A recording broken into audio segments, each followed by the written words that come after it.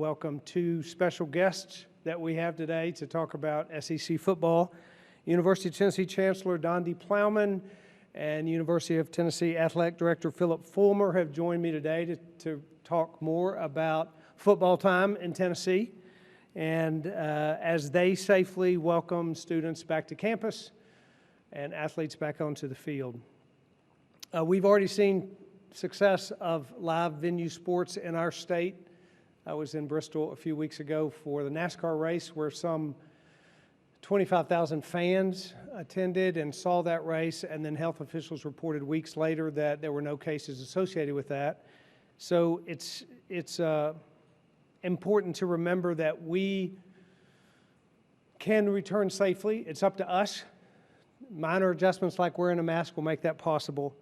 And I am proud of the efforts that the University of Tennessee has made to make sure that we can enjoy games and that we can enjoy one less cancellation in 2020. Chancellor Plowman has been a tremendous advocate for students and for making sure that at the University of Tennessee, the disruptions of COVID-19 don't disrupt the mission of that university to provide a world-class education and opportunity for students. And Coach Fulmer's expertise and reputation in the SEC has been a tremendous asset in getting this done with regard to football. I want to thank President Boyd for his leadership as well. UT's approach has been effective and impressive, and I'm pleased with the direction that our flagship university is headed. So if you would please, Chancellor Plowman, come up and give a few remarks about the return of football at the University of Tennessee.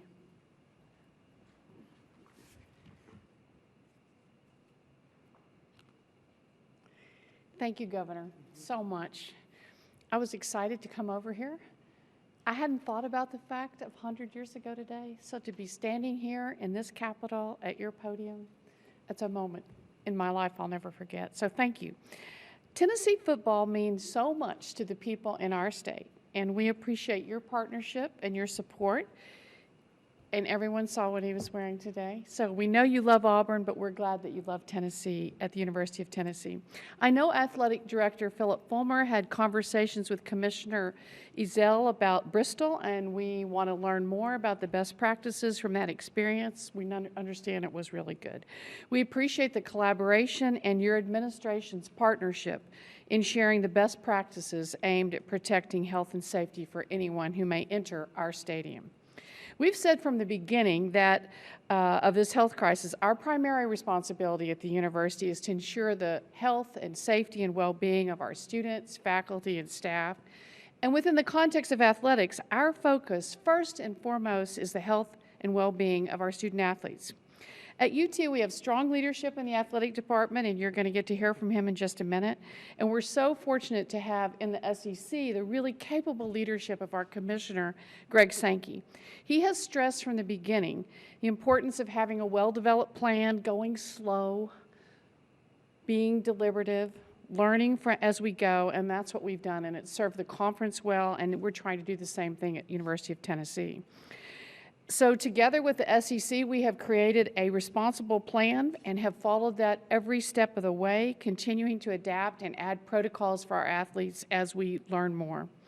Our players understand they have a personal responsibility to follow all of the protocols established by our medical staff around COVID-19, and I'm so proud of the way they're actually leading the campus, wearing their masks, social distancing, following health and safety protocols that have been given to them. And I want to just share with you a little bit how the SEC makes its decisions. The decisions about whether we play, how we play, the policies and the procedures are made by a group of presidents and chancellors, and I serve on that group. As chancellor, I represent Tennessee. We meet at least once a week, sometimes twice, sometimes 3 times a week. We're guided by the input of the commissioner, and we're guided by the athletic directors and the coaches. We have an amazing SEC medical task force made up of epidemiologists, infectious disease specialists, team doctors, sports medicine experts from each of our universities. They've been meeting regularly 2-3 times a week and helping us and specifying protocols. We seek their advice and we follow their advice. So we've worked with the SEC to be deliberate, and so at Tennessee we have slowed the return of student athletes to practice. Our players have been on campus for more than two months and have had limited access. They haven't even been using a football. We started practice yesterday. So that's how slow and careful we've been. The conference delayed the opening of the season, I think everyone knows that, till September 26 in respect to the start of the fall semester. Again, the words of the commissioner, go slow, be deliberate. The conference changed, as I know you all know, to a conference-only schedule to establish better consistency about testing and to feel really good about the same testing standards that we're all using. We developed and announced COVID-19 testing protocols and other health measures. At the University of Tennessee, we follow the medical staff advice and especially the advice of the SEC with the medical task force. The COVID testing program requires that our players be tested a minimum of once a week during practice, and once we start playing games, 3 times a week. Any players who need to isolate will undergo a thorough cardiac evaluation prior to returning to activity. We understand that concerns remain about COVID-19, and the leadership in the athletic department are very transparent, are communicating with the players and their parents constantly about these challenges. We have been intentional in talking with our players at both the university and conference levels. I've met with the football team a couple of times myself, listening to them. What are their concerns? What are their questions? And trying to answer them. Players who choose to opt out from playing during COVID-19 and due to this will retain their scholarships and remain in good standing with the team. We said from the outset that the circumstances around this virus would guide our decision-making, and that's been the case we've taken at every step. Our players, our coaches are working very hard. We are preparing to play, and we remain hopeful that we will get to do so. We will listen to that medical task advisory group, and as the commissioner has said himself, if they tell us it's not safe, we won't go forward. And that's been the philosophy of the SEC from the beginning. We understand that game day will likely be very different, and when Coach Fulmer comes to the podium, I know he wants to talk about that. So thank you very much for inviting me. That's a brief update on what's happening with football. Thank you, Chancellor. Yeah. Coach, why don't you come up and tell us what we can expect, a little more about what we can expect.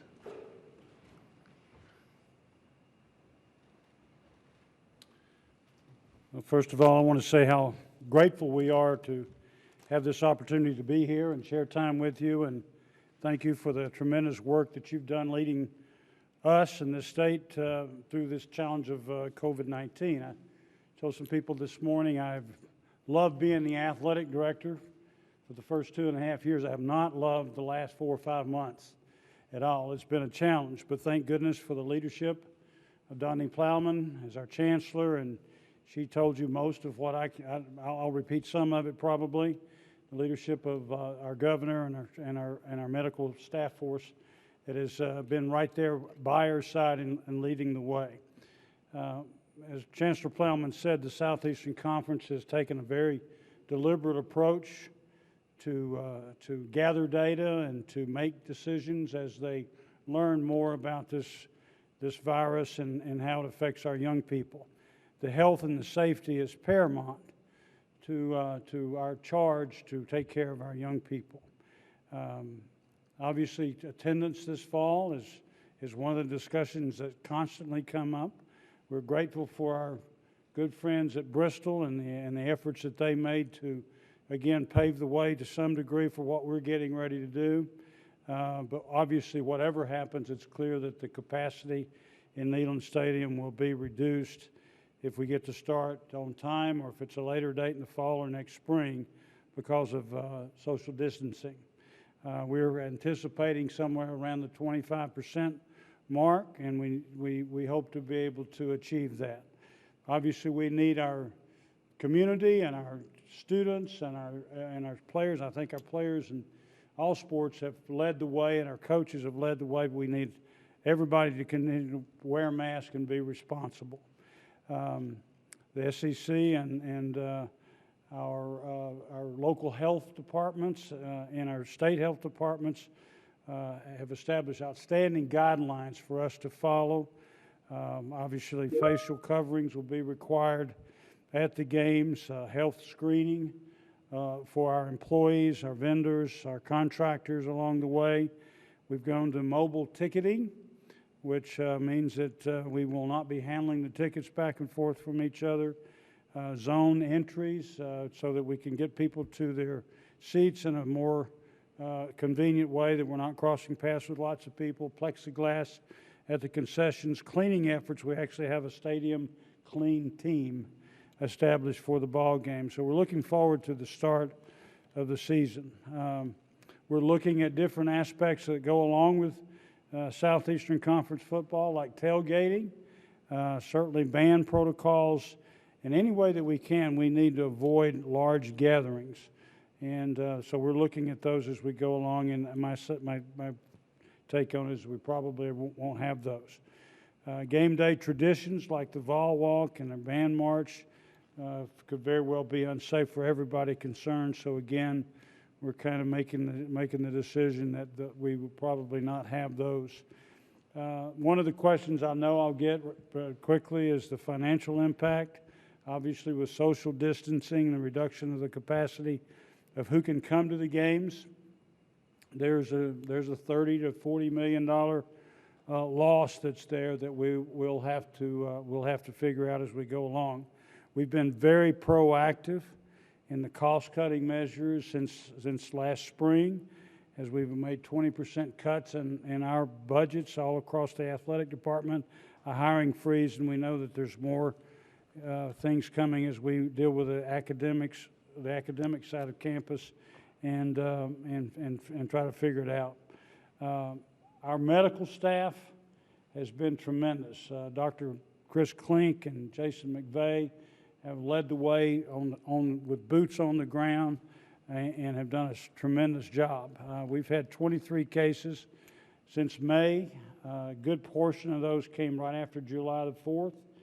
And unfortunately, some people gathered too much. So that, again, made a statement to our athletes that we need to be fully committed to get football where it needs to be, to stay safe for each other and stay safe for our loved ones. But again, we're appreciative of the opportunity, and I think we'll be available afterwards if there are other questions. Thank you. Thank you, Coach. And thanks for staying around for questions, too.